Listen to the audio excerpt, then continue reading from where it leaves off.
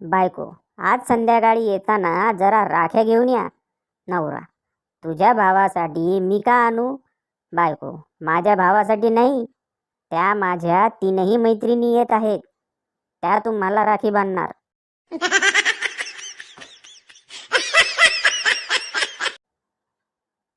सकाळपासून 15 कॉल केले तिने, फक्त इतकंच सांगण्यासाठी की जा, मला तुझ्याशी बोलायचं नाही.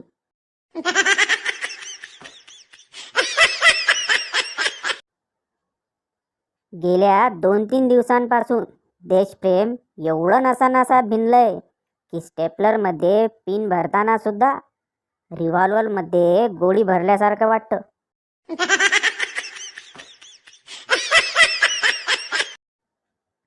खरी काळजी बहिणीलाच असते. पप्पा, बेटा कुठे आहेस? घरी ये, तुला बाईक घ्यायला जायचं आहे ना? मम्मी, बेटा घरी जेवायला ये लवकर, तुझ्या आवडीची भाजी केली. बहीण, दादा घरी येऊ नकोस, तुझ्या खिशात सिगारेट सापडली आहे.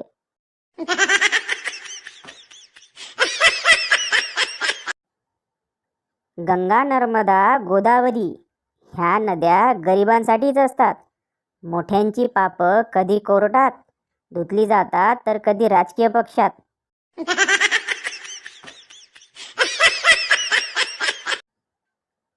म्हण्या, हाय माझी गर्लफ्रेंड बनशील का? पिंकी, नाही, माझा ऑलरेडी बॉयफ्रेंड आहे, पण आपण बेस्ट फ्रेंड बनू शकतो. म्हण्या, त्याच्यात माझा काय फायदा? पिंकी, गाडी जरी दुसऱ्याच्या नावावर असली तरी ड्रायव्हिंग तू पण करू शकतो.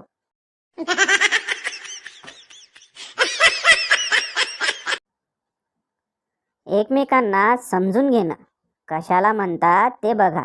बायको, आय लव यू. नवरा, किती पैसे पाहिजे?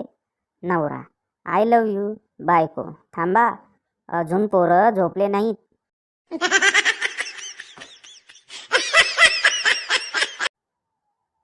भिकारी बाईला, मॅडम 5-10 रुपये असतील तर द्या.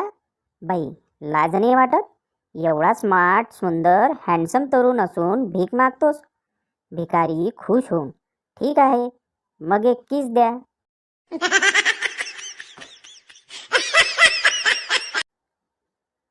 अचानक बायकोने नवऱ्याला बोटाने इशारा केला आणि बोलावून घेतलं. नवरा, काय झालं, का बोलावलंस? बायको, काम तसं काही खास नाही, मी फक्त ह्या बोटात किती पावर आहे ते तपासत होते.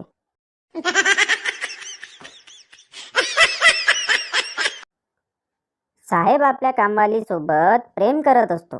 साहेब, खरंच तू माझ्या बायकोपेक्षा खूप गोड आहेस. कामवाली, माहिती आहे साहेब, तुमचा ड्रायव्हर पण हेच बोलतो मला.